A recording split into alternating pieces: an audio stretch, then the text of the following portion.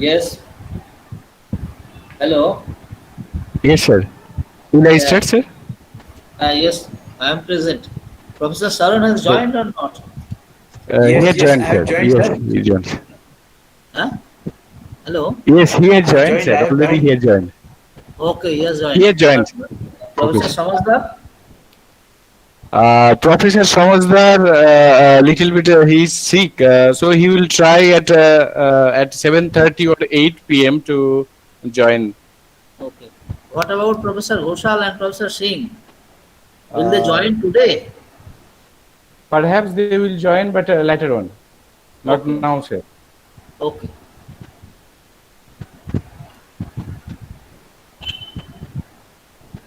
Okay, respected sir. Then, with your permission, I am starting. Yes, yes. Good morning, Just all the respected participants, and good evening also to today national webinar on women, gender, nation, representation from literature, culture, and society. And today's program, the gender issue will be discussed, and in literature, in Paradise Lost by Milton, we have seen the responsibility of losing paradise goes to Eve. For the Troy war in Iliad, the responsibility for the destruction of Troy city or the Troy war goes to Helen. In Ramayana, Sita is suspected, not Lord Rama, or a particular utterance of a particular word three times at a stretch by a male partner makes a relationship or holy relationship completely ruined. So the fair sex has always been at the receiving end of anything that is bad since the dawn of civilization. Things have not changed a lot in the present pandemic condition. The COVID-19 pandemic, it is not just a health issue. It is a profound shock to our societies and economies, and women are at the heart of care and response efforts underway. The outbreak of COVID-19, emerging data and reports from those who are working on the front lines have shown that all types of violence against women and girls, particularly domestic violence, has intensified. This is the shadow pandemic growing amidst the COVID-19 crisis. Gender must be integrated in the COVID-19 response plan, not only to achieve better outcomes for women and girls, but to build stronger and more resilient economies and societies for everyone. For example, for the minorities, be it linguistic, religious, or ethnic. COVID-19 pandemic is causing untold human suffering and is likely to heighten gender-based inequalities around the world. Representation of India as a nation is characterized by unity and diversity, but there has been an upsurge of the demand of uniformity in every aspect of life, language, rituals, lifestyle, which has posed a threat to the mosaic culture of India, which we do celebrate. In India, we do celebrate goddesses, but treat our women so poorly. We celebrate the unity of nation and nationality, but give emphasis on documents rather than his or her human existence, while giving him or her nationality. An Indian national is lynching another for riding on the horse during the wedding procession or for keeping long mustache because the victim was born in lower caste. So a nation of English educated Muhammad Ali Jinnah is not required in India, but a nation of Mantoj, Sadat Hasan Mantoj, Tobatek Singh, or Bishan Singh is required. These things I hope will be discussed in today's webinar. But before going to the main part of the webinar, I would like to request our principal sir, Dr. Tarun Bandopadhyay, to welcome, to deliver his welcome speech. Sir, it is over to you. Hello, sir. Yes. Yes, sir. Hello. You are audible. Please continue, sir. Yes. Okay. Thank you. Good evening, everybody, and warm welcome to you all. In view of COVID-19 pandemic, during the last 4 months in our country, we are more or less confined and constrained to serve our normal academic activities. And in this bachelor mind, Department of English of College have arranged this webinar to or Sir, you are not audible topic properly, is sir. that so now hello, now is it clear? Is my clear? Hello? Hello? Hello?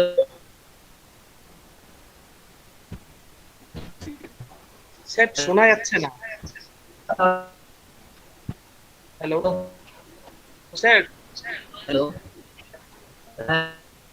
Sir, আপনার ভয়েসটা খুব ক্ষীণ শোনা যাচ্ছে। Your voice is not clear. No, no,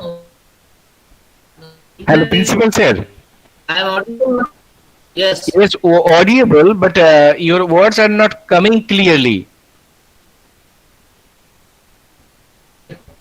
Then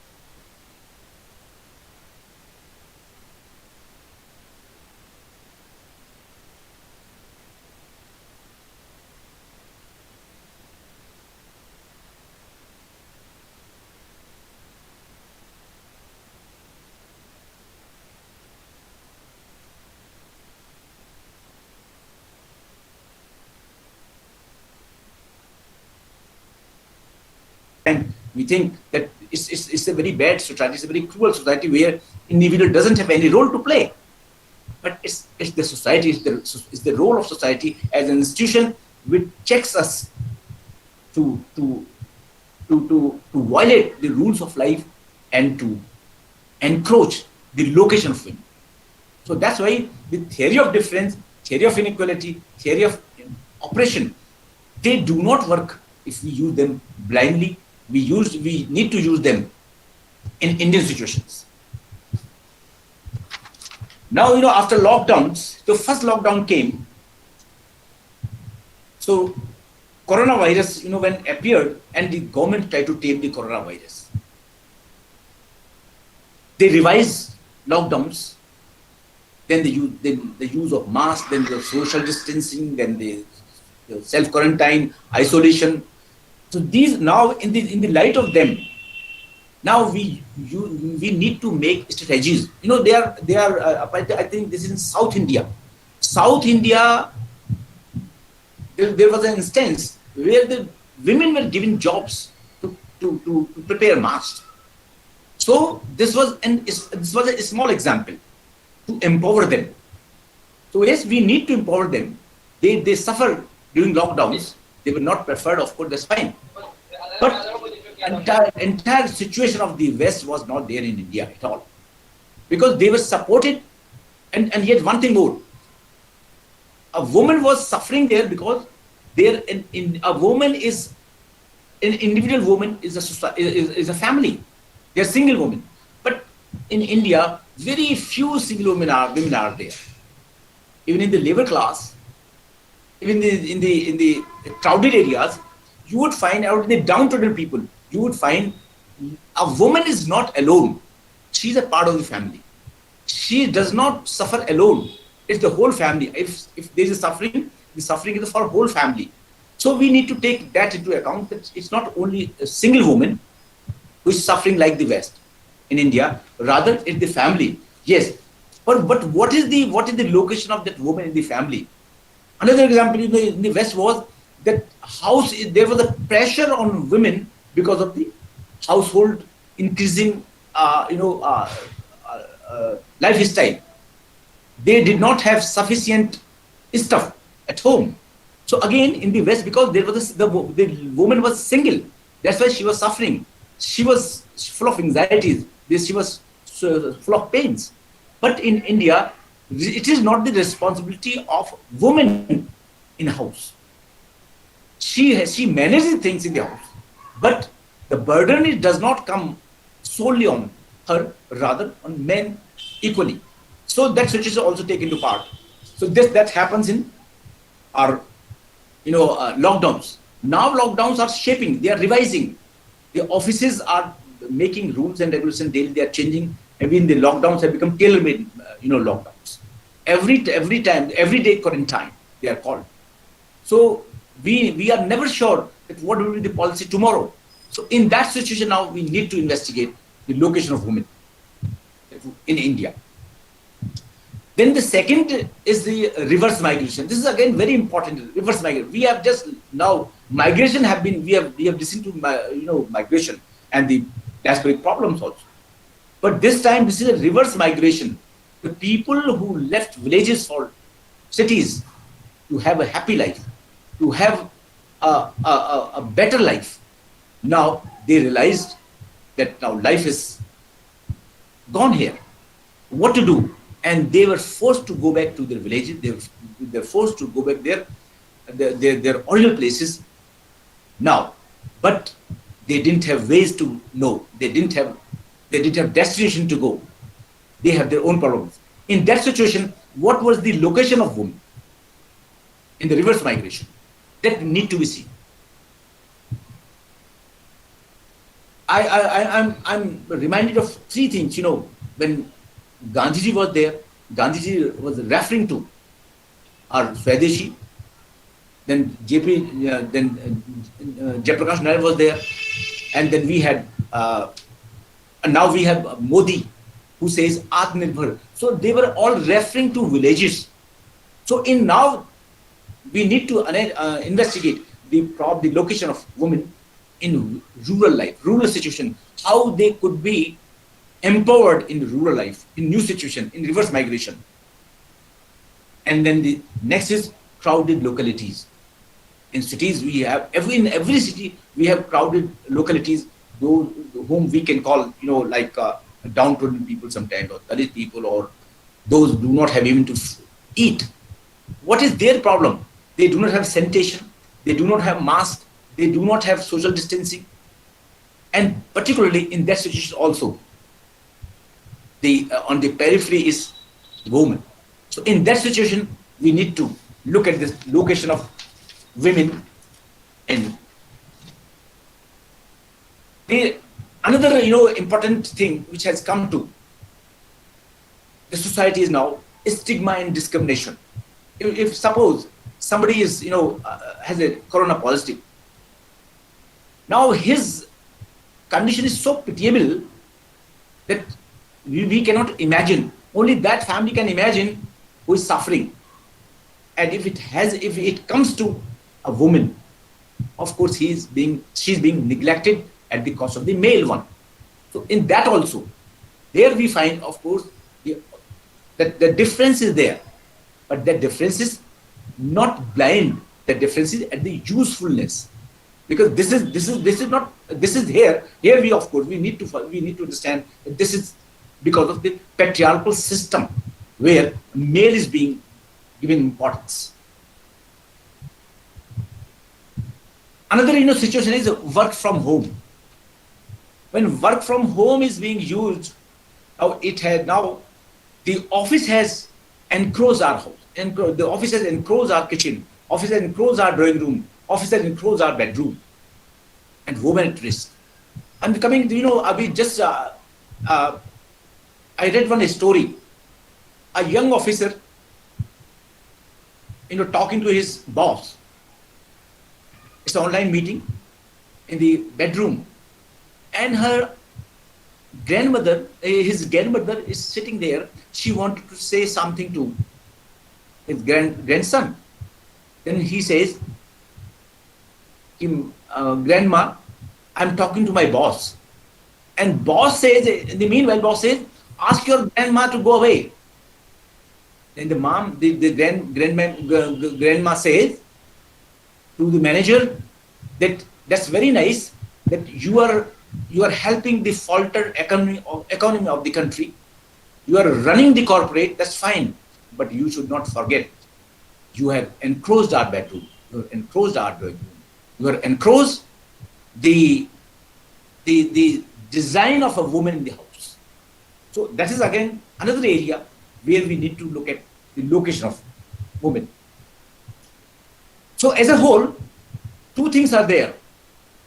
We need to readjust again. In the whole pandemic, readjustment is the common denominator. We need, it's a corona. So corona is just not, of course, we say it's coming from China, it's coming from Wuhan and all. But in a broader sense, it is the reminder of nature, because we have encroached nature. It's because of our competitive egoism. It is because of our aggressive nationalism. Because it's because of our personalized thinking.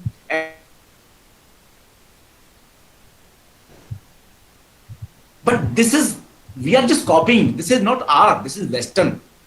It's still nature for us. It's a sacred. Even when I say to some leaves of a tree, and if it is in the evening, so my mother would say, no, don't touch, don't touch in the evening or in the night, during night, a tree. It's sleeping. So it's still we have in this social psyche. It's still we have in the individual psyche, but this is not in the West. So here, corona is a reminder to readjust to readjust between globalization and globalization, where in a village you can experience the entire world. It is a reminder to adjust ourselves with the harmony with nature. So these are two things in order to have a new model of life. So in this new model of life, in this revising model of life, in this proposed model, we need to locate, we need to investigate the location of women. And these locations, you know, during COVID-19. So keeping these things in India, we have moods. The moods, sometimes we are shocked, sometimes we have anxiety, sometimes we have energy, sometimes we have sympathy. So these are the moods which we have given in our literature, though they are small poems. During these times, the much literature has not been produced. So at this stage, of course, we cannot look at situation from the literary point of view. Still, we need to wait, because when the novels were written on pandemics, when the plays would be written on pandemics, when there will be short stories. So far, we have just small poems, but these small poems also underline the life in India with the sense of friendliness, with the sense of sympathy, with the sense of happiness. We do have anxieties, we do have stigma, we do have fear, but in them, behind them, still we have hope, and that is there in our in the poems we have written, we have read, we have seen here and there, sometimes in Dainik Jagran, in Amar Ujala, and some of the poems are also on your Facebooks and online. So I'll just read some of the poems, and these poems, of course, these poems do not deal at all with the location of women. But it's too early to locate to investigate the location of women in poems written here and there, because immediately the writers are not worried about location. The writers are worried about the existence of society, existence of the world, where all difference have tumbled down. So there is at present, there is no difference that way. The inequality, the difference which is coming, is automatic. It is not intentional. So we need to make we need to understand this thing. So earlier, when we were talking about the location of women by using theory of difference, theory of inequality, theory of oppression, it was because of intentional attempt against the existence of women. But now this is not intentional. This is circumstantial. So we need to make the location, need to understand the location of women in a different way. So if you see them in the poems, they narrate in a different way how the life is going on. दुनिया का आदमी फरार सा है. This was the first, when we first came to know about the information of pandemics. So what was the reaction? The reaction was, दुनिया का आदमी फरार सा है, खालीपन का खुमार सा है, आसमां पे चांद तारे बिखरे हैं और जमी का हाल बीमार सा है. So it was a comparison how in nature, when there was a complete lockdown or the information about pandemics was there, so we were just confined to our houses. So nature started blooming. We could hear the sound of waves in the ocean. We could see small birds chirping on the roof. We could see, people talking to other people, though of course making a social distance. So we could come closer, and this is how the competitive egoism and aggressiveness crumbled down. The society which has been crumbled down as an institution, now coming back to our original shape.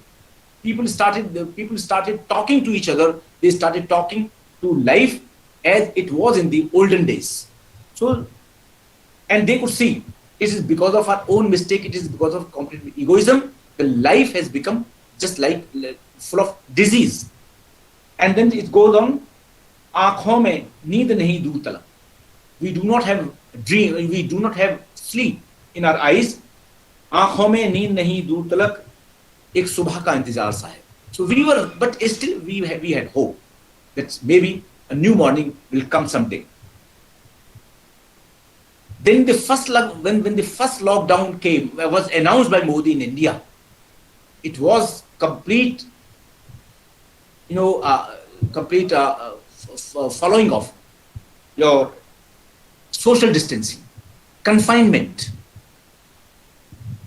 self quarantine, and complete isolation. And this is how it was responded by responded in Hindi poetry. Naushad ghar mein raha karo. You be happy at home. Naushad ghar mein raha karo. Naushad घर में रहा करो, न शहर में ज्यादा फिरा करो. नौशाद घर में रहा करो, न शहर में ज्यादा फिरा करो. बाहर का बदला मिजाज है, बाहर का बदला मिजाज है, खुद पे नजर रखा करो. है हर एक चेहरा डरा हुआ. How we were just afraid, how we were scared about our own self, about our own hand, about our own friends. है हर एक चेहरा डरा हुआ, कोई छू ना ले, कोई हाथ आ. है जहर हवा में मिला हुआ, जरा सांस छुप के लिया करो. This is how when we started using mask. So this was ironical statement by the writer. अब साथी कोई भाता नहीं, साथी कोई बहता नहीं, है कहर की कोई दवा नहीं, जिस बात का मतलब नहीं, न मजाक ऐसे क्या करो. So rumors were coming too. So this was again hinting. It was an attack on rumors. That rumors which are the rumors which are not of use. The statement which are not of use. We should not make them as rumor. We should not use them because that could be detrimental to our life. अभी चाह में कहीं जोड़ है. So this is how still we were not sure when people were giving their own therapies, they were giving own medicines, they were talking about their own ways of life, how to adjust to life. So then this was a statement. अभी चाह में कई जोड़ हैं, इस राह में कई मोड़ हैं, जिस बात का मतलब नहीं वो बात, जिस बात का मतलब नहीं ना बात ऐसी किया करो. So this is how there were instructions. It was neither for male, it was neither for female. It was a general statement. It was a general advice to the people. When the reverse migration came, before reverse migration, for some time when we were having the news from America, from China, from other Western countries, from India also, so we were hopeful that very soon we'll be having some vaccine, we'll be having some medicine, and we'll have the golden days again. We'll have the same days again. So we were so happy. And this is here we have a reversal of our Indian life. How we used to have Indian life in the olden days, it was the reemergence. It was the reemergence of that life which was captured, which was preserved by the writer. दिन बंदिशों के सुहाने लगे हैं, दिन बंदिशों के सुहाने लगे हैं, वो दिन याद आने पुराने लगे हैं, उड़े जा रहे थे हवा में वो कैसे, दिमाग आदमी के ठिकाने लगे हैं. वो मंदिर वो मस्जिद की हद को है भूले. तो एक मंदिर, so people are so fanatic about temples, about mosques, about religion. So now now we have forgotten these things. Today वो मंदिर वो मस्जिद की जिद को है भूले, ये दिन देखने में जमाने लगे हैं, और कयामत है आई घर की छतों पर. This is how social interaction increased during lockdowns. कयामत है आई घर की छतों पर, पड़ोसी भी अब मुस्कुराने लगे हैं, और दिले गुफ्तगू की न पूछो ए गोश, दिले गुफ्तगू की न पूछो ए गोश, अदब से वो मिलाने लगे हैं. So this is how people were meeting others, but with social distancing.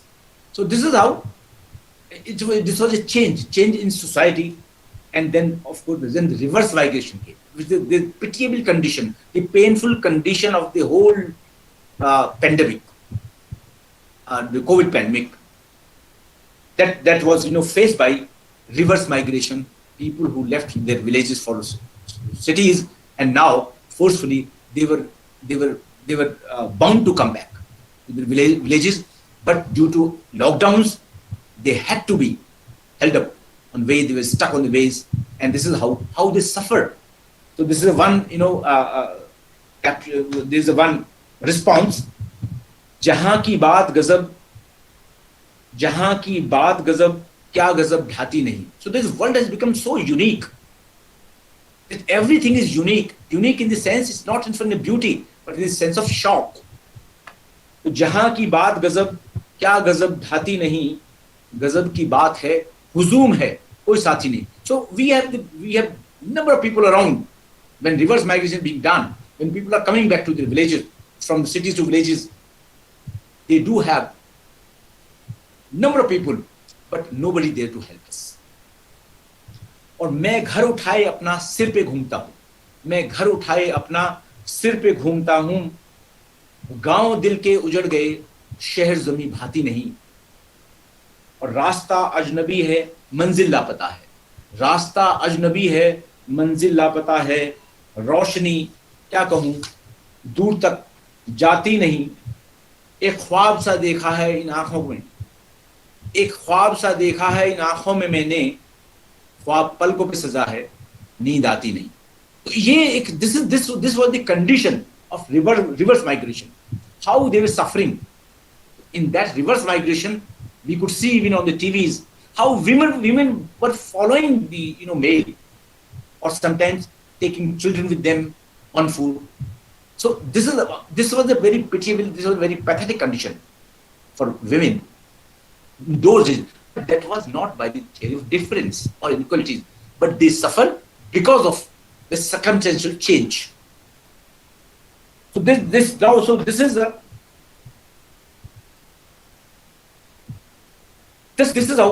through this stray remarks, stray poems written in Hindi, sometimes in local language dialects also.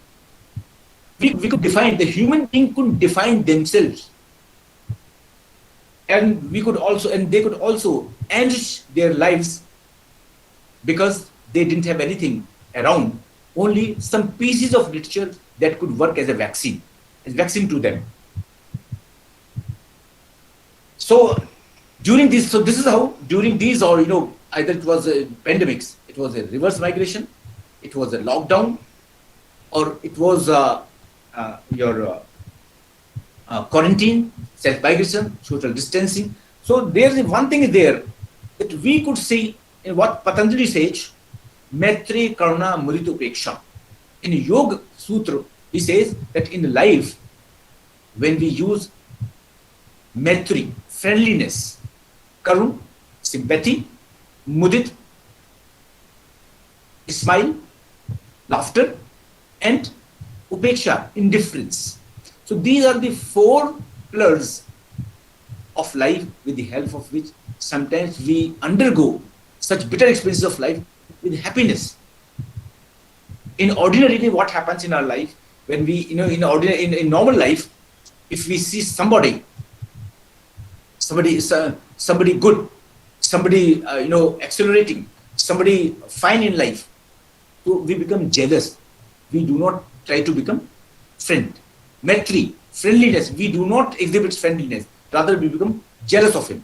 Similarly, Maitri, Karuna, sympathy, we do not show sympathy to the sufferers, rather we start making a statement, we start satirizing them, we start commenting them instead of giving sympathy to them. And then if do something good, so we become happy. But in normal life, we don't become happy. It's only during painful events of life, during sufferings, we undergo this kind of experience when we start having happiness, when we start experiencing happiness, if we could see somebody working good. And then if we see something bad, if we see something not good, then we become indifferent in life. That is the prescription of that should be. But in normal life, this not happens. The things which are good in life, sometimes they become our role model. The people you can see the leaders, they are not good leaders. The leaders, those who could rupture the whole society, they become our role model. So this is how the prescriptions of life given by our shastras, particularly with the Yoga Sutra. They are the parameters. They are the the guidelines to have a happy life during the experiences of the pandemics like COVID-19. So, but this happens in India. You could say even because you could have experienced. So we need to experience what we have had in our real life situations. Sometimes when we read the text, we apply theory, we just kill the real experience of life. In real experience of life, of course, we suffer. That's fine. But when we come back to our family, we could enjoy. We could also see how we become, how we could see pandemics as a collective force. So we were not afraid that way. We were not full of anxiety the way we had seen in the West. Because in the West, an individual was suffering. But in India, it was not alone. It was not a single person. Rather, it was a family. It was a society. It was an institution who was suffering. So that's why in that situation, the anxiety level comes lower. So this is how, so keeping this all situations, we need to investigate the location of women. We need to see the gender bias. We need to see even the transgenders. You can see because the transgender used to work in a different way, but after the social distancing, after the lockdowns, of course, they have a question of survival.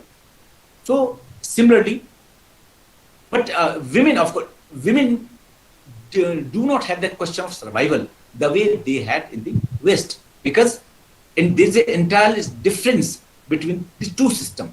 The system one is which is right oriented, and our system is not right oriented. This is duty oriented. When you are in a family, when you are in an institution, when you're in the society, when you're outside the home, so you never say this is my right. Rather, people say this is your duty. So we are a duty oriented society. Though though ironically we have obliterated that notion under the influence of the West. But now, when this is the problem of life, when this is the question of life, when the question of death, when the question of society, when the question of family, when the question of our own persons, then we have reorganized ourselves with the notion of India, with the philosophy, with the philosophical systems of India, with the thinking of India, with the help of which we can survive and we can fight this COVID-19. Thank you very much.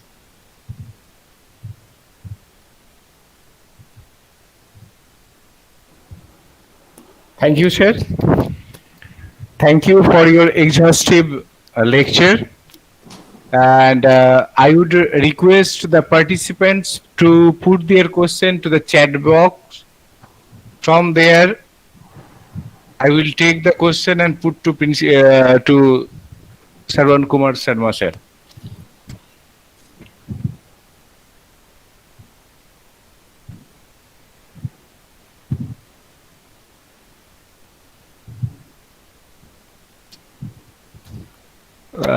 Sir, there is a question for you.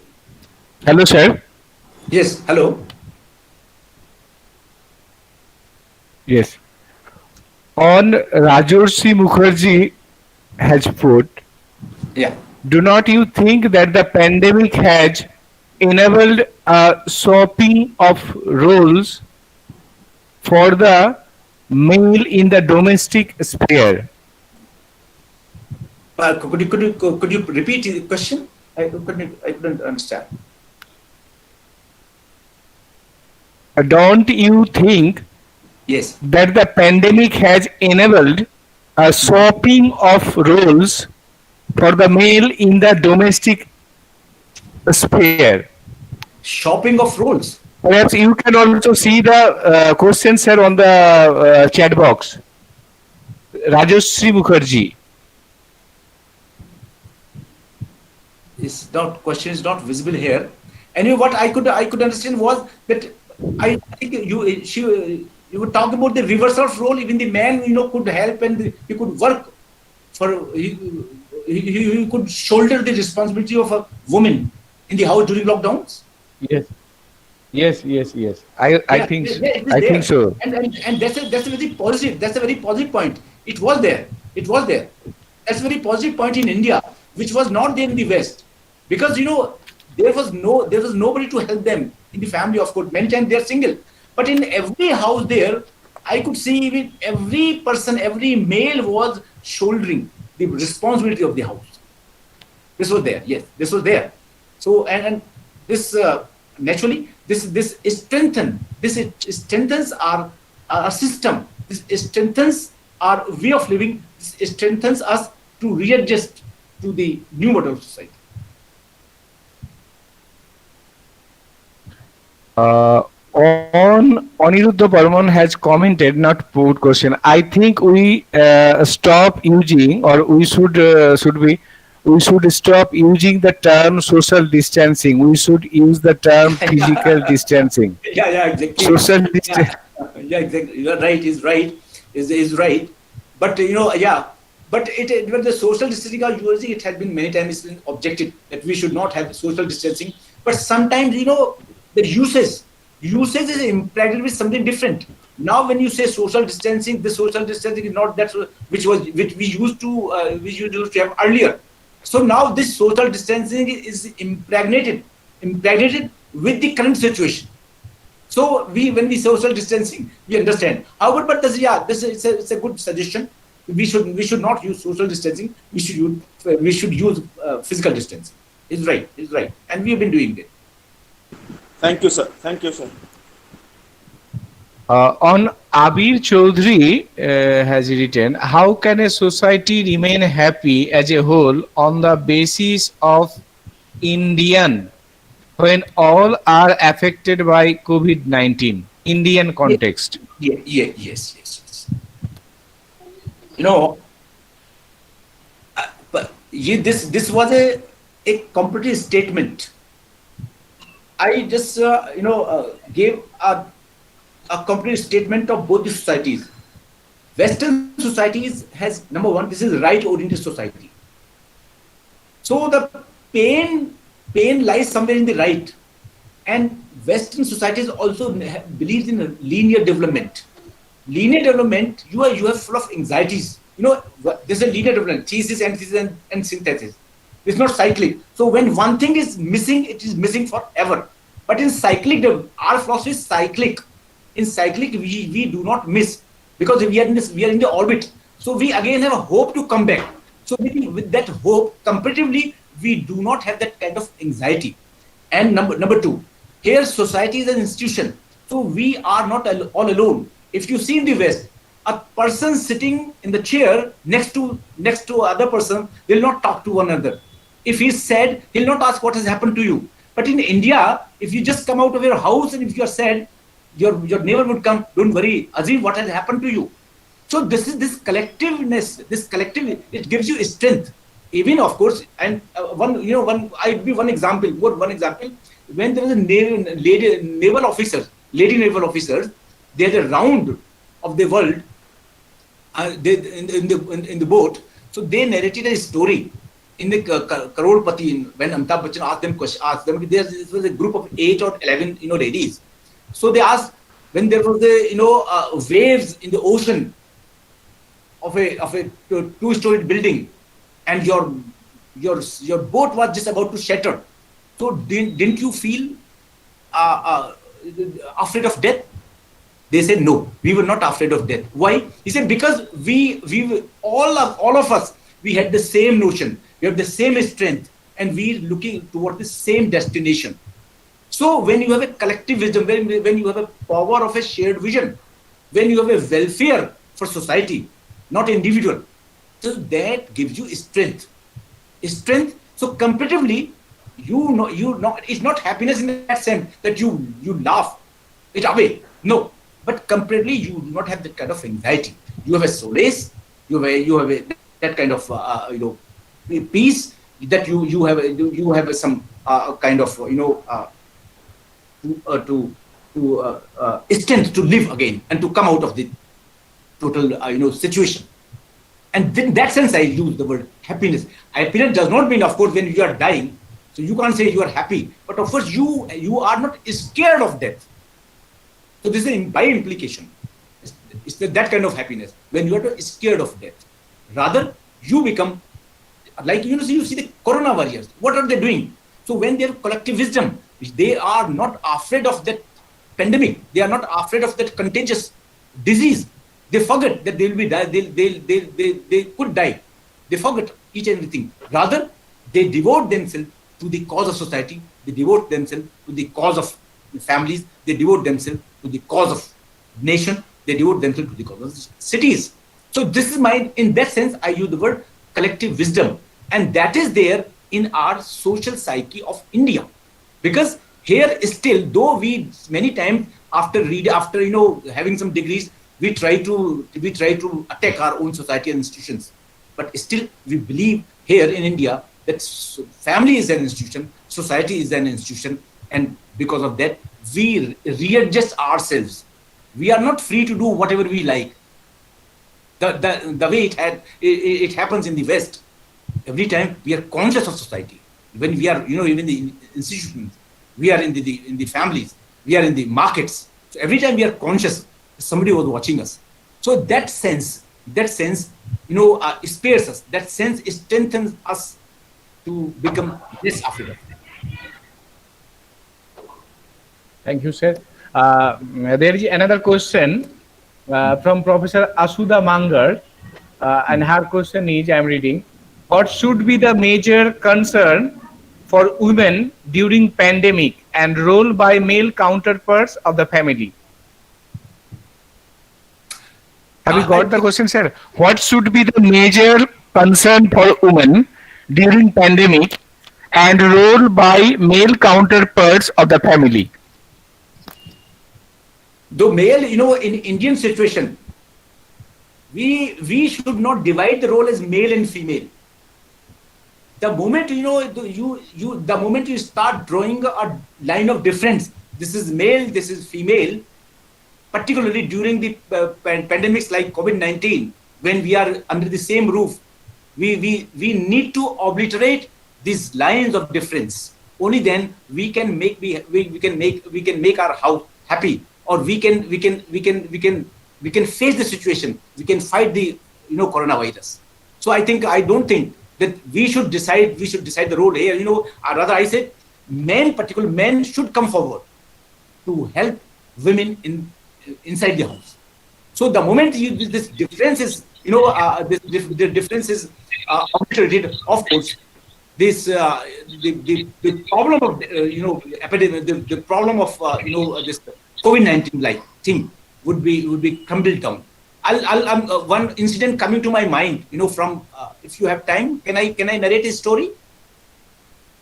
So in order to exemplify what I mean to say, that in Mahabharata Puran, what is happening when Vyasji has compiled the Vedas and Upanishad and all, in Mahabharata also. So he's sitting in the house, and his son Shuk comes, and son says that, father, I'm going to the forest. I'm going to take penance because I see there's no happiness in life. I'll leave this world. I'll leave the house. So she undresses herself, and all naked is going to the forest. And the son Vyas says, and Vyas says to his son Shuk, please don't go. I'm an old man. Why are you going? I've just realized that there's nothing worthwhile in the life, so I should leave this world. I'll go to the forest. I'll take penance. So when he's going, surreptitiously Vyasji also following Shuk. And on the way, he passed by a lake where the young girls are taking bath. So when he passed by the lake, the young girls, they kept bathing in the lake. But when Vyasji came closer, all of them said, oh, Vyasji, come and put on your clothes. Vyasji said, my daughters, you are just like my daughters. Why did you say that Vyasji coming, put on your clothes? Then the girl said to Vyasji, there is no difference of gender in the eyes of your son. So that's why we didn't bark. But in your eyes, still there is a difference of gender. That's why we asked our friends to put on your clothes. So I think this, in our eyes, that this difference of gender, The moment this difference of gender comes to our eyes, my eyes comes to our thinking, it creates a problem. So even inside the home, our effort should be to crumble down the difference, to crumble down to evaporate the roles which we had earlier, or before pandemics. So when you are confined to your house, I think the roles are mixed together. Thank you so much, sir, for your kind response and your kind suggestion, sir. Thank you so much. I would like Professor Azim, can I talk to him directly? Sir, Yeah. sir, thank you for your wonderful lecture. Somewhere in a poem you have mentioned, "नौसद घर में रहा करो, ना Yeah. शहर में फिरा करो." So somewhere you have discussed about "नौसद घर में रहा करो." Still, you have mentioned in this poem "नौसद घर में रहा करो." So "नौसद" is basically mentioned about the male counterpart of this society, I think. No. I'm not sure about it. It's Naushad, not. I'm not so concerned. Yeah. Naushad, actually, Naushad means to be happy. One, it's not for male or female. It's for everyone. Everyone should be stay at home, and he should not have thirst to go outside. Yeah. So somewhere I felt that Naushad Ghar mein raha karo. Still, you have mentioned that most probably Naushad is for the male part of the society. That's what I discussed. Thank you so much, sir, for your wonderful history. Oh, thank you. Thank you. Thank you.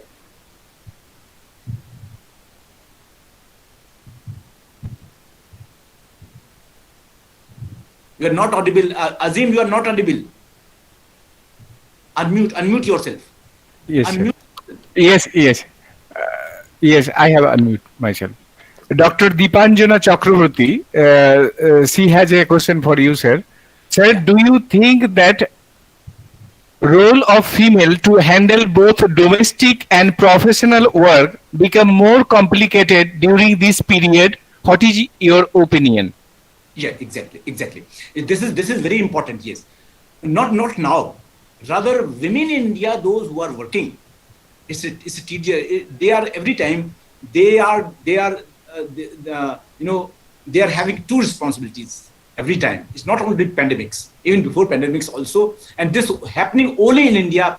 And in that way, we need to locate their situation.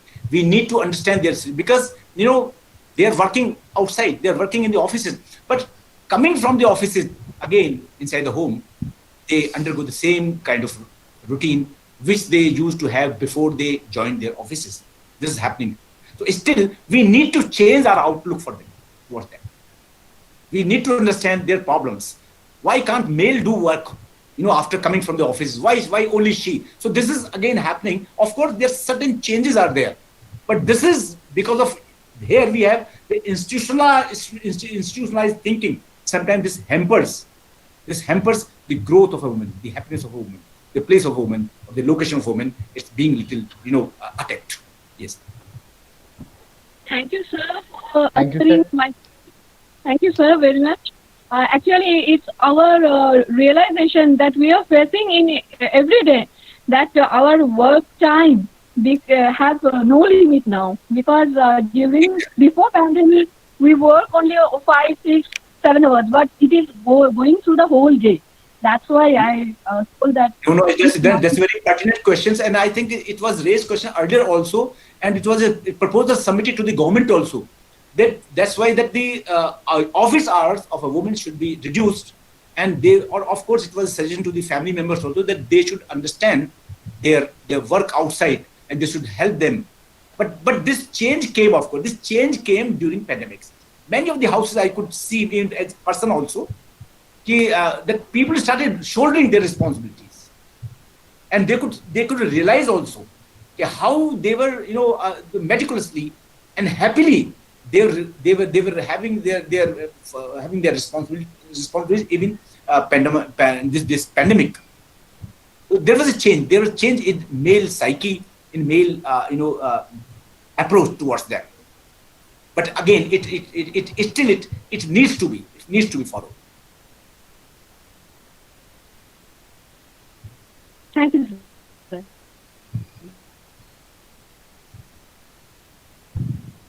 Thank you, sir. There is another question. There are only two questions left for Okay. you. There are several questions, but I am uh, sorting out some questions. One question is from Sumit Saha. What is the lifestyle of India and world after COVID-19? Your What is opinion. What is the lifestyle going to be? I think he wants to ask. okay Going in to India? be in future in India and world after COVID-19. Yeah, you very well can understand now. Now it's you know now even the governments have decided, they have realized, and as an individual, as a society, or as family, of course, we all have realized that COVID-19 is going to stay with us. And in that situation, of course, now the human relations, if it continues, human relations will be replaced by technical relations, by virtual meetings. So otherwise, I think I would have been in Kuch Bihar. I would have been in the Haldibadi. It's because of this pandemics. This is the live example that during pandemic, now we'll be meeting on virtual meetings. We'll be doing things with distancing. We'll be doing things online. And one more most important thing is the every human heart longs for human intimacy. What would be the fate of human intimacy? What would be the fate of human emotions? This is really a serious question. So if it continues, I think it will be a great challenge for humankind, not for India. And for India, because we are we are we are we have a built-in structure of bhav and moods. We have a permanent basic drives, permanent basic emotions. We have the emotions of love. We have the emotions of hate. We have the emotions of anger, energy, disgust, and wonder. So all these, how will we be able to share with others? So this is a great challenge to humankind, and it is greater to the people of India, though who are more emotional, who are every time, though because we used to pass our time by sharing our things in person with people. We can't digest our food until unless we talk to people. The Westerners, the Europeans, they cannot digest their food because they are not in the habit of talking to people unnecessarily. Even we cannot. So this will be a very difficult time for Indian people. That if this pandemic continues in this way, of course, it will be a very tough time for us.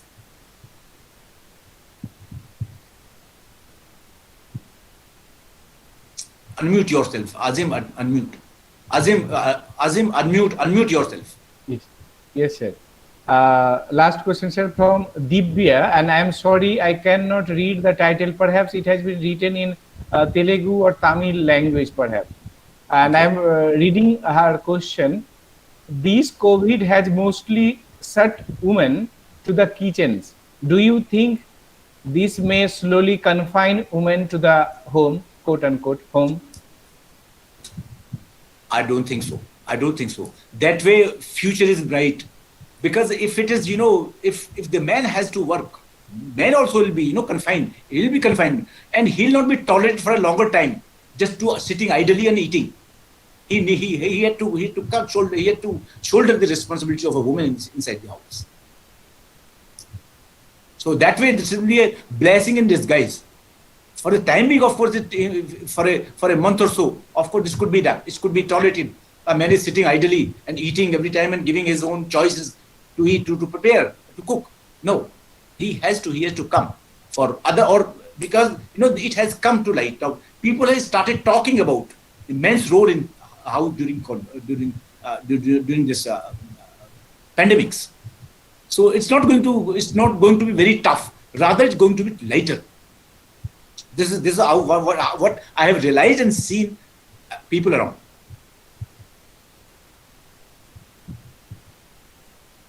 Thank you, sir. Perhaps we are running out of time. Okay, sir. Thanks a lot for giving so much time and attending as a resource person in our webinar Thank and you. taking the questions from a lot of professors, scholars. Thank you, sir. Thanks a lot, sir. Thank you. Thank you, Azim. Thank you. Thank you. Our our next speaker is Dr. Sounak Samasdar, Associate Professor and HOD Department of English, Coachbihar Panchanan Borma University. And he was supposed to talk on, deliver his speech on engendering representation or representing gender, the realities and the ironies. But unfortunately, he is sick and he has some breathing problem and he is in rest. So he has sent a video uh, and I will try to play that video now. And we hope, we wish, we pray to God that he gets well as soon as possible.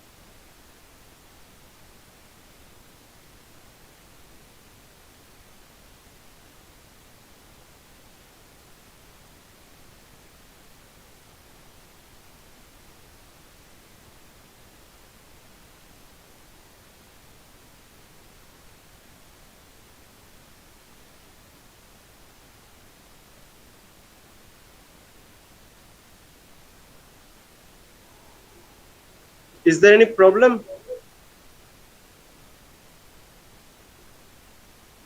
Unmute, please unmute.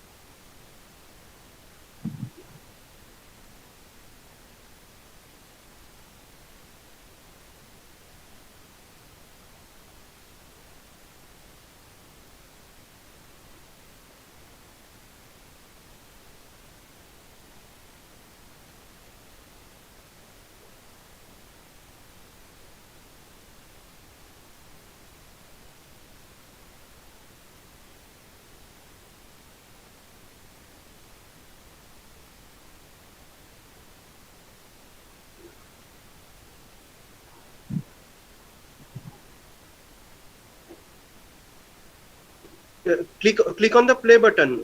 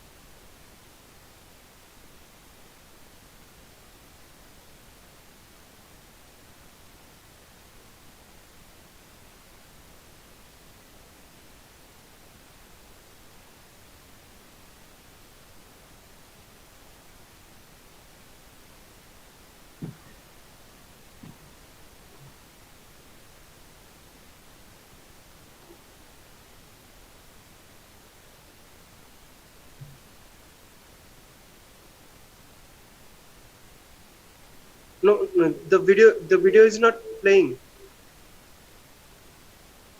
Click on the tab. Click on the tab. Click on the video tab. Beside the meet. Beside the meet. Yes. Yes, this one. Click on the play button.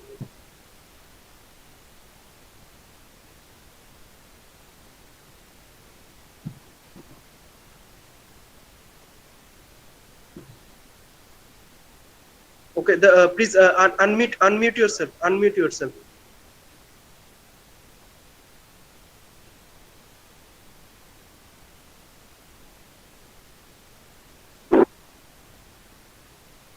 Is it audible?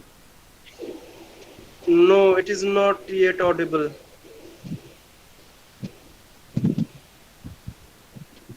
Is the video watchable? Yes, the video. Click on the tab beside the meet. Please click on the tab. Yes, yes, that Yes. one. Yeah. Okay. Now play.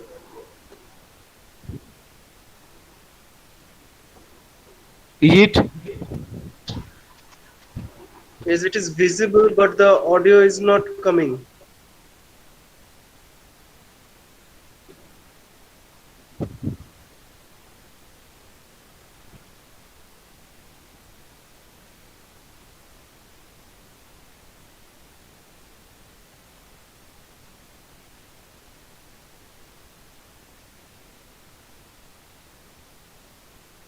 No, the audio is not coming.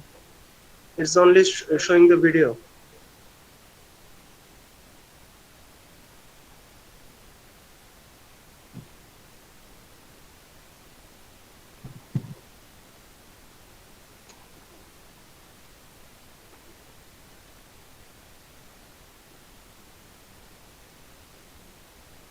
It should be.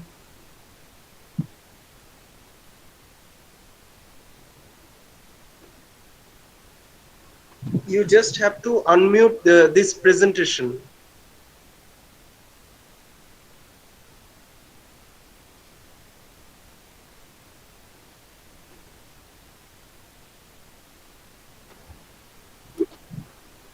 Is it? No, it's still not. Okay, please click on the hide button. Please click on the hide button. Bottom one.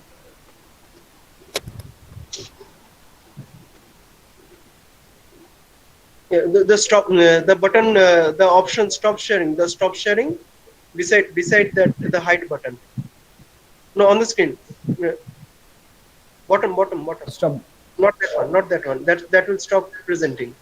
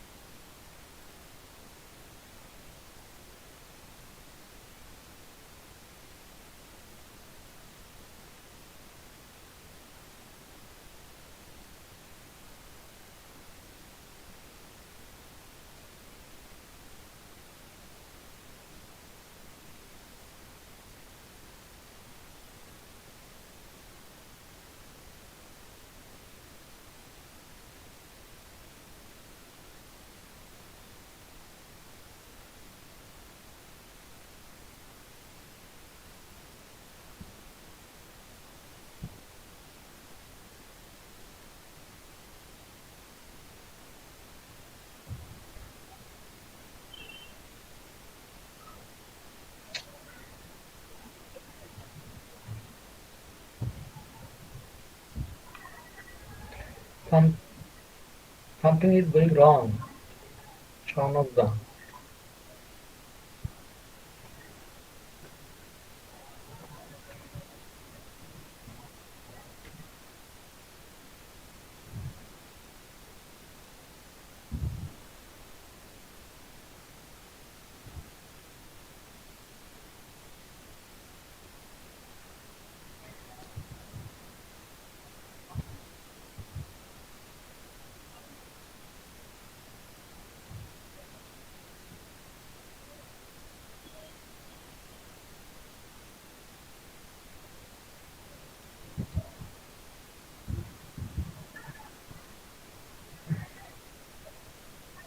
What happened? Okay, Ajim Babu, let me present. Let me present. Okay, okay.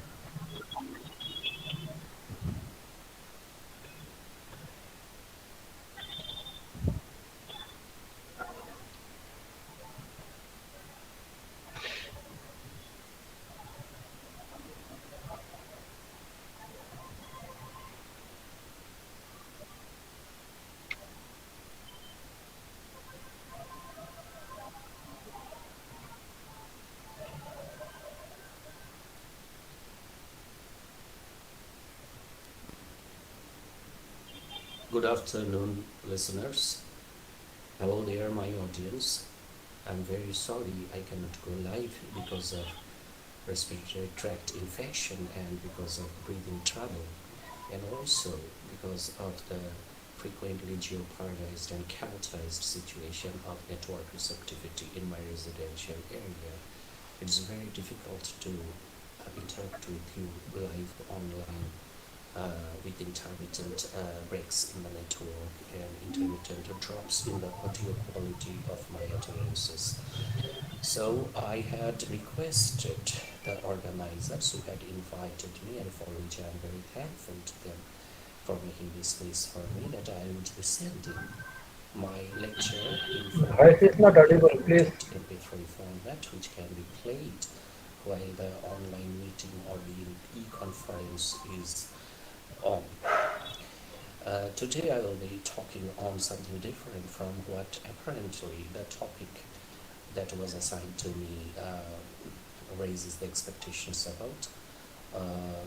Initially, when I gave that nomenclature to what I plan to talk about, I didn't actually know that the seminar is on gender representation and the reality coordination. So I was missing the parameter coordination when I thought the name, and I thought of talking on something different relevant to the English literature syllabus and cultural outputs called texts only.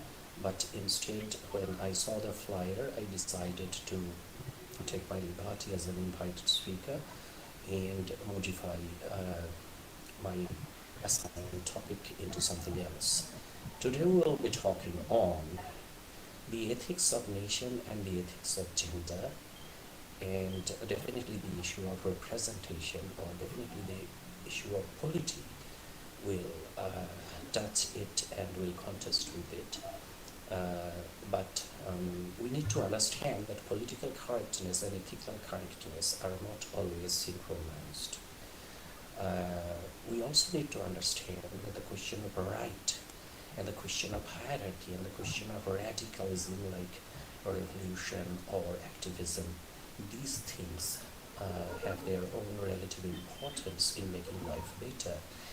And the question of how we are responsible or committed to the others in this society. How do we perform our being, our thoughts, our actions, and our ideologies in social reality, and not in isolation of intellection, not in isolation of even political correctness, but inside lived reality, a live reality. Let's call it inside and everyday. I am not getting any These voice, please, two sir. hows are not always the same question. So when we talk about gender and the nation, I have to clarify the So it's methodology hardly of my audible. thinking, and you are invited to negotiate with it and even contest and intervene in your own ways. Unfortunately, I am not online available for answering your queries, but you can definitely take from the organizers my email and send your queries, and I will be very happy to respond to them in my own capacity. What I need to tell you as a caveat enter in the very beginning of my lecture is that I The am not problem from who is the against end? I cannot resource. understand. Please And take the what I initiative. mean by it is that although I believe in the categorical gender as a very valid category of analysis of social reality, as well as the presentation of that social reality in artistic forms and performances, I also believe that it doesn't operate in isolation from other parameters like class, race, sexuality, and nationality. So the fact of gender is just an event for me and not a fact. Fact is hierarchy, and fact is the need of de-hierarchization, not in isolation only gender liberation, but liberation from all types of here is icon. Now, as prefatory to anything else being spoken, I must enunciate uh, this methodology. I believe that all the utterances in the world, all the actions in the world, cognitive actions, representational actions, and of course, what we call activism, political actions in lived reality, uh, they can be hypothetically made into an accumulation or totality of possible human interventions related to the question of hierarchy and related to the question of identity.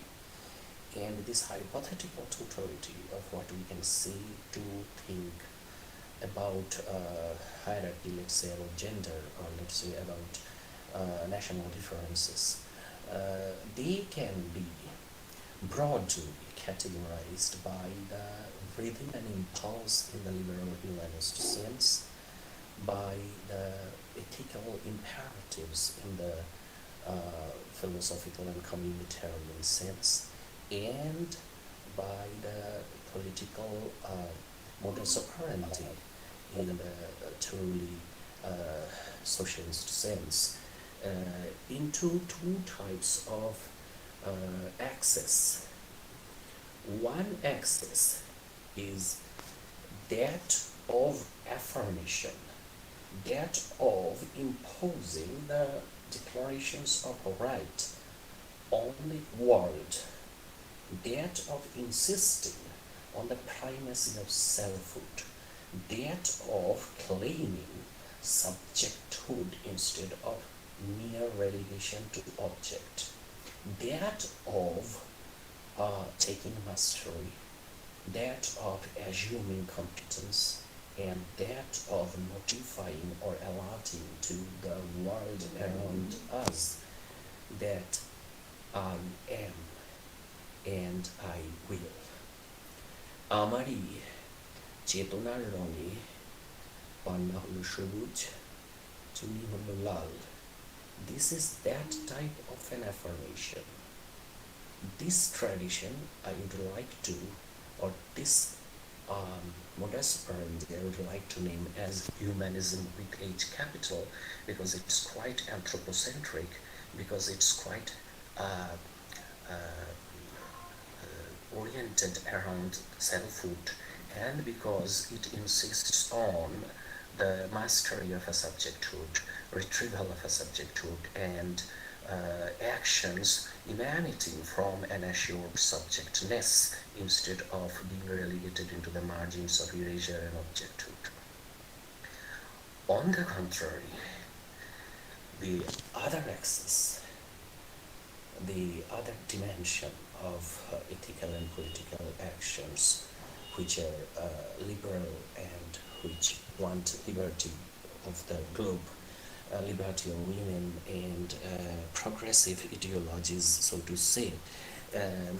The other axis is what is not politically so correct, but ethically more solid than political correctness, and that is আমার মাথা নত করে দাও, তোমারই চরণ ধুলা, the dust of your feet, and I would surrender my selfhood.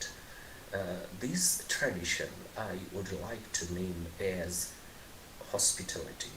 This axis of hospitality and this axis of humanism are completely what we call in Bengali biprotip, or what we call in Blakian terminology contrary.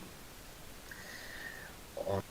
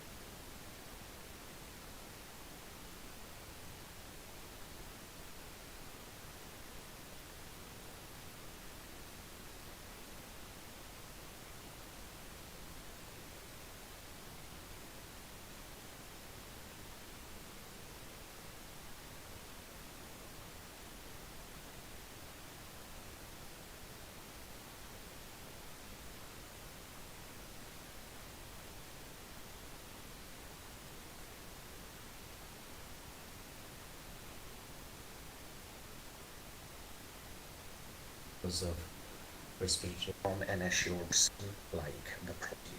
This axis of hospitality and this axis of humanism are completely what we call in Bengali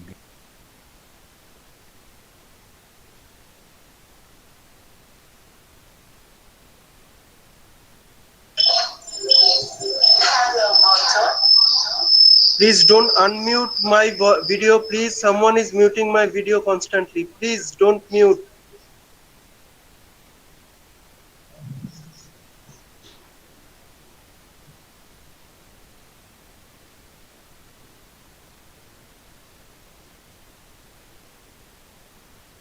like the proletariat or the racial counteraction, such as the post-colonial agent and the diasporic voice.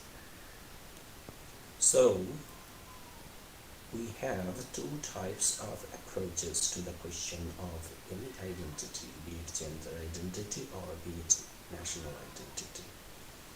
And we have broadly two types of approaches of representing our sensitivity to these identities and our respect to the question of difference, if we are believing in heterogeneity or if we are believers of solidarity of the agents like proletarian revolution or women's liberation movement, then the homogeneity. Whichever we can broadly categorize into these two types only. Either the mechanism, the process is that of claiming, showing, announcing the self, and the main protagonist of such type of progressive discourses is the self, or the mechanism by which the self is deliberately erased. A destitution of selfhood is deliberately cultivated as an ethical gesture to the world, and the protagonism is transferred to the other, and the self surrenders to the world, to the other, much like a negative capability that Keats was talking about as a poetic gesture, or much like Levinas's ethics of hospitality, in which the stranger becomes the protagonist of the progressive drama. The stranger becomes the opener of the portals of progressive perception, not the self. Rather, the ego boundaries or the boundaries of selfhood, they are made deliberately so porous that it is continuously inviting welcoming into a form of intimacy to the stranger, to the other. Now, what I would like to contend here is that the question of gender and the question of nation can definitely be understood as a moral question. But that would reduce gender into just politics, let's say. Not a bad thing, but a restricted thing in philosophical perception or point of view. And that would also reduce the question of nation into, if not proper political geography only, but into a geography of power in the community, which will try to define its boundaries in order to arrest itself within the limitations of a definition of an identity, a national identity. That would be quite humanist with H capital, but this is, I would say, not very viable to sustain. We have seen the communist experimentations becoming more totalitarian than the fascists in several parts of the globe, in several parts of the earlier century and even burning into this century. And we have definitely seen feminism self-defeating itself by deliberately losing the woman question itself, and by kind of abjecting the feminine and the female in certain sections of feminist action. So the process of humanist arrest or platformation, so to say, of the morals, gender and nation is, to my perception, my opinion, not absolutely progressive. It's only relatively progressive in terms of the capacity or competence to revise the centuries of wrong done on women, and or like the rectification of past in which the woman had been engineered into the second sex, or in terms of the nation question, the representation and the reduction of the lived realities of real people in real communities into either orientalistic stereotypes or exotic, seductive, yet dangerous frozen images, or the tag of inferiority, including the mystical, evasive, political strategic gesture of creating the noble savage, the question of white man's pardon, and the neo-colonization of the national liberation movements by bifurcation of countries, or supervising the entire process of sovereign government formation in these neonatal post-colonial nations. All these wrongs, of course, humanist action can challenge, in which the self, let's say the post-colonial self, or the feminist self, is the agent. And that is a very progressive humanist gesture that is politically very much required. But ethically, it does not undo the plateau formation or the mole formation. It does not break the mole into smaller particles. It does not allow the heterogeneity and difference within the so-called monolith of the nation or monolith of womanhood.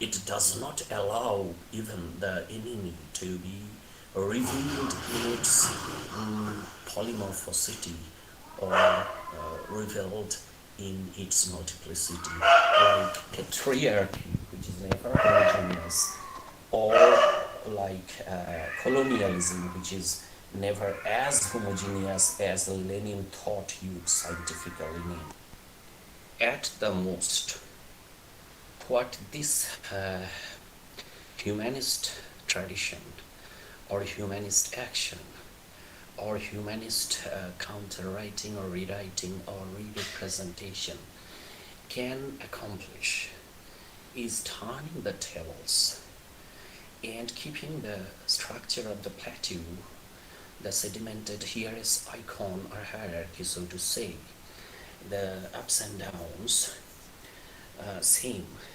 Only the players will change their sides. This was the problem that in disgrace, South African author, Nobel laureate J.M. Coetzee addressed.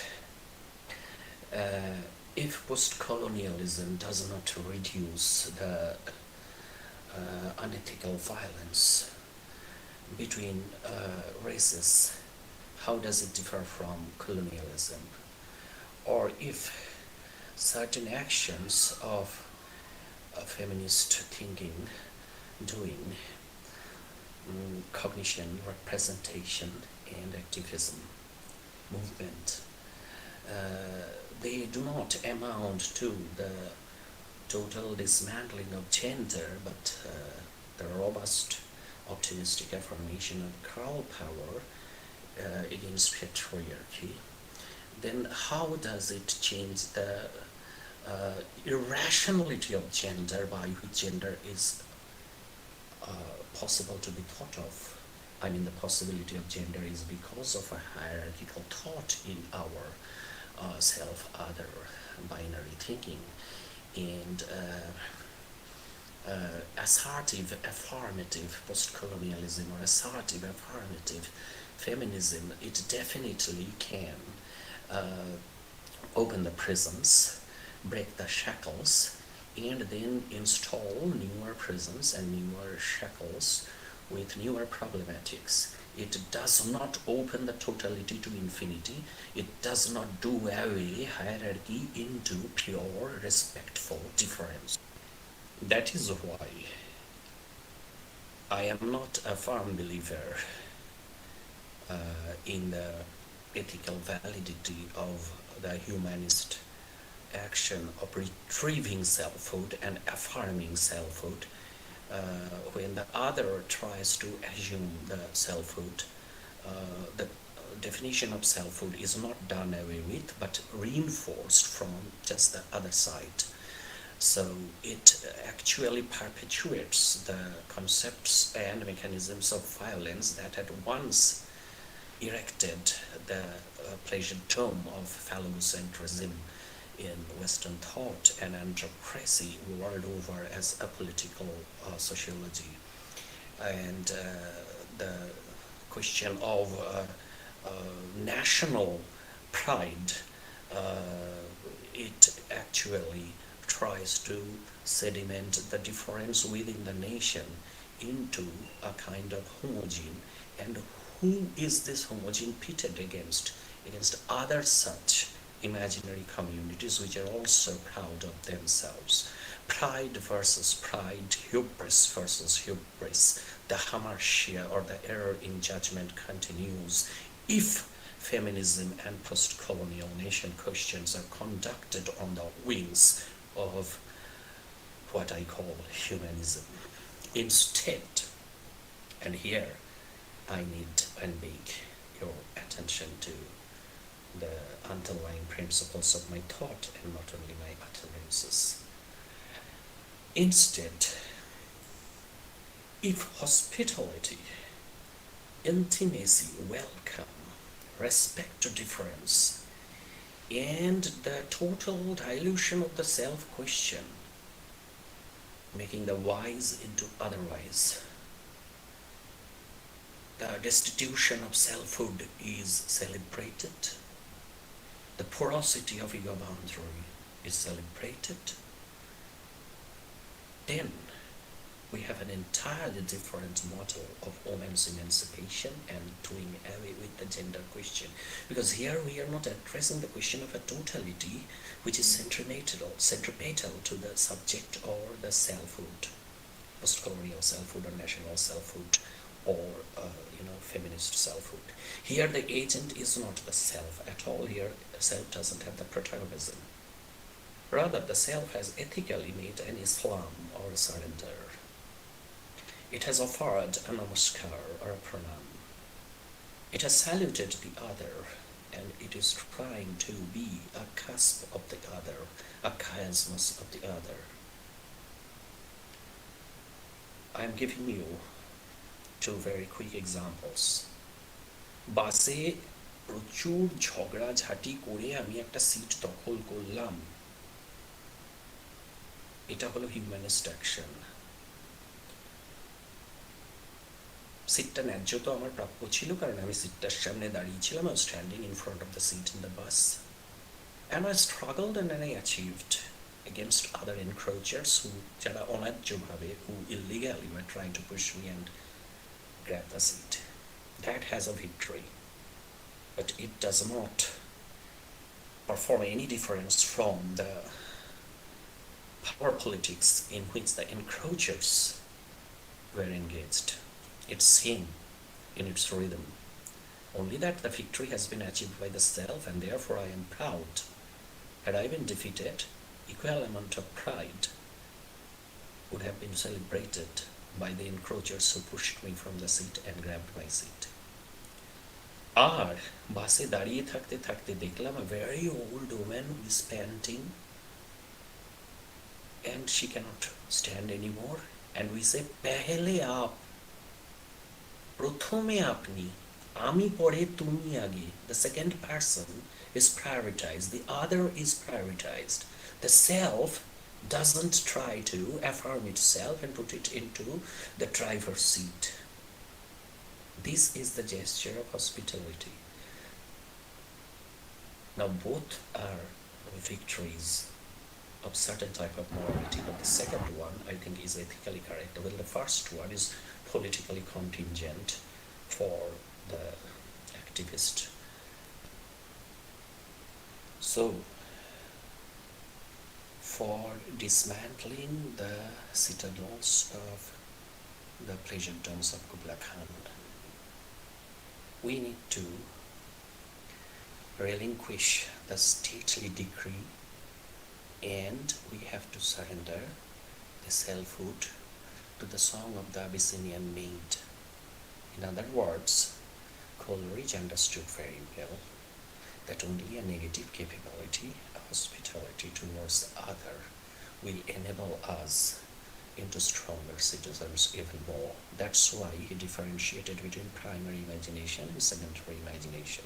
Well, the primary imagination is affirmative of the self because it's the infinite recurrence of I am, which is common to all human beings who are political citizens of the globe. Only the poet, only the creative artist can enact the negative capability or the fusion of two things into a new thing, tertium aliquid or a third term, inventing a situation beyond the binary opposition of the first two terms. We can approach the question of patriarchy versus feminism and the man-woman question.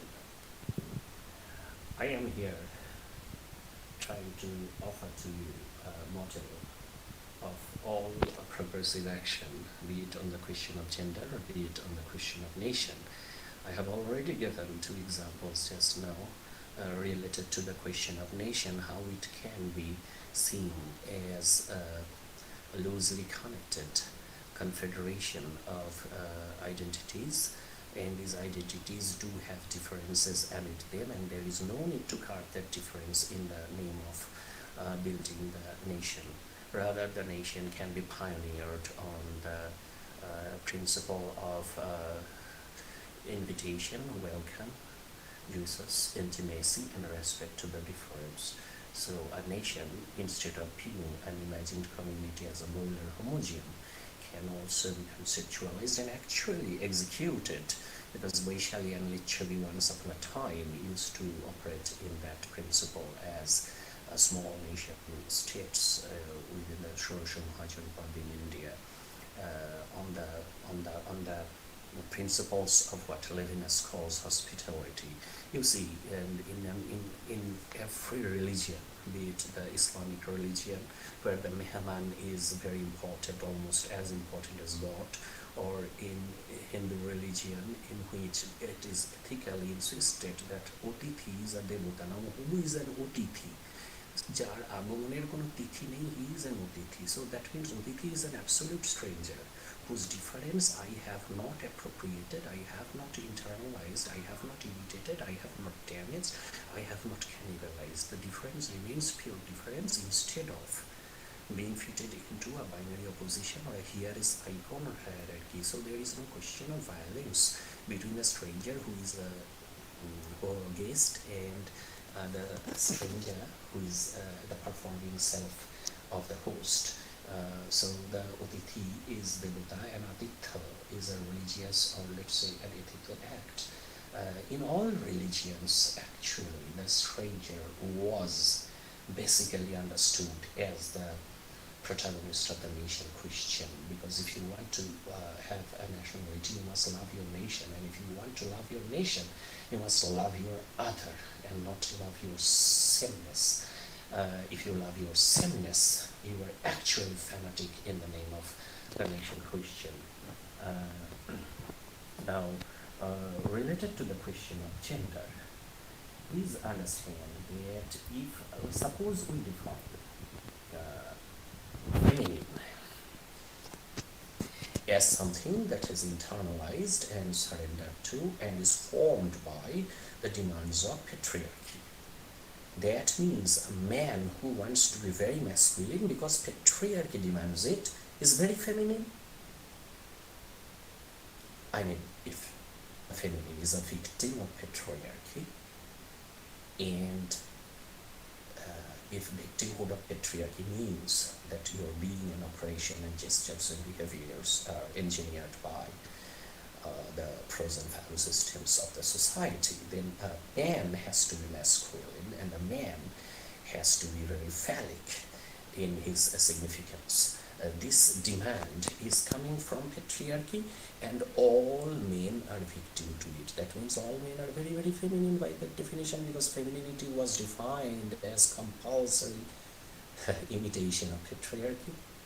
So you can understand that when we are talking about patriarchy, the fight is not against male dominance. That is the political or humanist question. The fight is against patriarchy as a concept, gender as a concept altogether. It's not the affirmation of one gender against other, or it's not even the question of establishing politically or economically gender equality, which I find very, very ethical, and which I find very, very sustainable, and which I actually don't find to be completely achievable ever in the history of mankind. Instead, if we eradicate the concept of gender as a tattoo, patriarchy as a compulsion, and the binary opposition between masculine, feminine, male, female, etc., then the patterns of violence and victimhood, they will be actually wiped away. So we will have infinite of sexual differences instead of two genders, or as of progressive discourses today, three genders. Now I realize it very much that it is sounding very utopian, and the question of praxis is feeling itself insecure because of what I am proposing or arguing. But every validity, every formula, every politics, every name every lexicon in this world was a significant generalization of what was actually performed by the radically different particulars. After significant generalization only, we get theory. We actually have so many millions of poor people. Only after that we have theories of eradicating the poverty, including Marxism. We actually have so many gender oppressions and gender questions, and only after that we find the theories of feminism and its different versions and sects. And we find so many issues of the individual versus the state, and one state versus another state, and one continent against another continent, or even the usurpation of territorial sovereignty of one nation by another nation, that the nation question becomes so important. We also need to understand that Kamala Das does not find any victory by cropping her hair and wearing her brother's trousers, but in the ambiguity of Radha and Meera in the metaphysical sense. I am of course using these two terms metaphorically, or between the, what she says, between the saint and the sinner, in that ambiguity, in that plurality, in that bothness, in that respectful collateration of the differences, we find Kamala Das is finding her victory in an introduction, which is definitely a very relevant poetic document of the feminist movement in India. And if you see Kamala Das's Forest Fire, then you will understand that the question of resource, the question of mutual resource, that is quite validated as one of the positive sum games instead of the zero-sum games. What's a zero-sum game? A zero-sum game in economics is where if I win, you lose. So I have gain of +1, so you must have a defeat of -1, otherwise I don't win. So +1 plus -1, it remains a 0. But a positive sum game is a game or a possibility in which I gain and you gain. I win means you also win. Self wins means other wins. Or let's say the other wins means self wins. So it will be like if I have a gain of +1, then the others will also have a gain of +1, and that will be the situation in which the resources, the totality of the resources, are actually increasing towards infinity. We need an infinitesimal poetics instead of a totalitarian progressiveness. We don't want our feminism or our Marxism or post-colonialism to become as totalitarian as patriarchy, capitalism, or colonialism were. So we don't have to be humanist in the gender and nation question as well as in the questions of other parameters of hierarchy. We need to be more ethically correct than politically correct. Thank you very much. If you like my lecture, please let me know, or let the organizers know. If you dislike my lecture, why do you dislike my lecture, and what are your suggestions, and what are your opinions? And conceptually, the whole nation has become more feminized, because feminism is defined as something which is limited indoors, inside the home, and not open in the world. And lockdown has kept all the men of India inside, apart from those who are fighting in borders, etc., and the doctors. And so the whole nation has become ironically feminized, so to say. And as the nation has become more feminized, literally gender violence has spiked up, because people who are not being able to practice the violences associated with gender binarism in the public world are doing it in the private world. So gender crimes have shot up, or let's say rocketed up, especially within the first 2 months of the lockdown.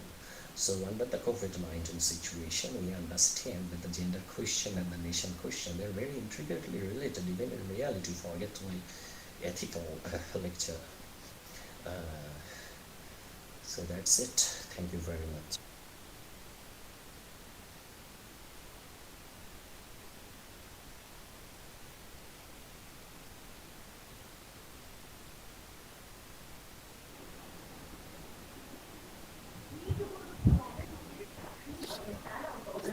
Thank you. Thank you, dear participants, for attentively listening to the lecture of Dr. Sonak Samazdar. Actually, he had a very severe respiratory problem, and keeping in mind the significance of this seminar, rather about our college, he had agreed to make a video, and we are really grateful to him that even having such kind of respiratory problem, he has made a video and sent it to us. Now, I would like to request Professor Raj Mukhopadhyay to deliver vote of thanks. Raj, it is now over to you. Hello. Am I audible? Ajibja? Yes, yes, you are Hello. audible. Oh, Yes, uh, continue.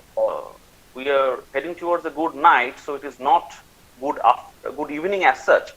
So in today's session, we had two very eminent speakers. First, we have listened to Professor Shravan Kumar Sharma sir, who is a professor of English and Dean, Faculty of Humanities and Director, Center for Canadian Studies, Gurukul Tangri Vishwavidyalaya, Haridwar, Uttarakhand. And he has presented his deliberation on moods of nation during COVID-19.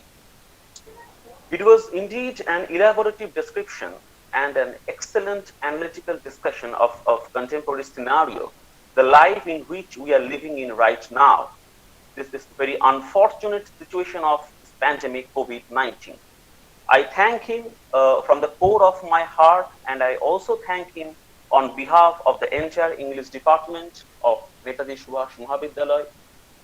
I also look forward to hear from him in the coming days in the webinars that we are going to organize in the coming years. Next, we have listened to Professor Shaunak Samazdar sir, who is an associate professor and head of the Department of English, Coach Bihar Panchal Burma University, and he has presented his lecture on the topic Engendering Representation, Representing Gender, the Realities and the Ironies. It was indeed an insightful lecture and very thought-provoking. And as our respected sir is unwell, so we all wish his speedy recovery. And as I was going to the comment box, I can see that many research scholars, faculties from different colleges and universities, and many eminent academicians are quite hugely inspired by his deliberation. I again extend my thanks to Dr. Shaunak Samazdar sir for his kind words of wisdom. We wish him a speedy recovery, and we would really like to hear from him in the coming days. So it is we are running late. It is already 9:30 by my watch. But again, before concluding this session, I would like to request all the participants, all the registered participants, that please attend tomorrow. Tomorrow is going to be the day 2 of our webinar, session 2. And tomorrow we will have Professor Gautam Ghoshal from Vishwabharati Shantiniketan and Dr. Aparna Singh from Diamond Harbour Women's University. Both of these speakers will speak on their respective topics. So please stay tuned, and we will assemble together all tomorrow at 7 p.m. sharp. Good night, stay home, stay safe.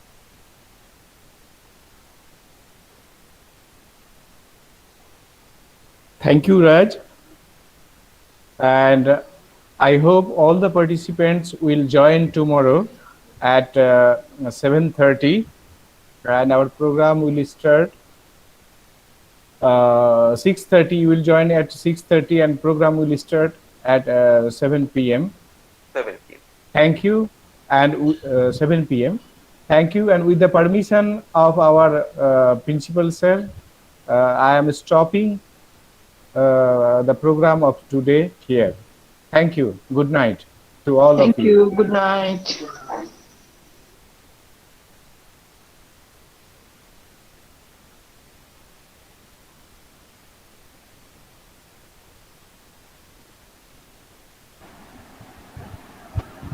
Hello. Hello. Yes, sir. Yes. Yes, yes, you're audible. Yeah. You may now close the session. Okay, thank you, sir. Okay, sir. Good night. Participants are requested to quit the meeting.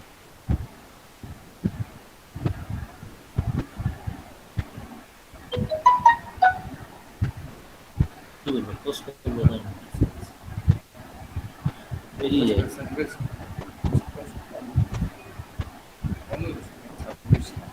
Huh?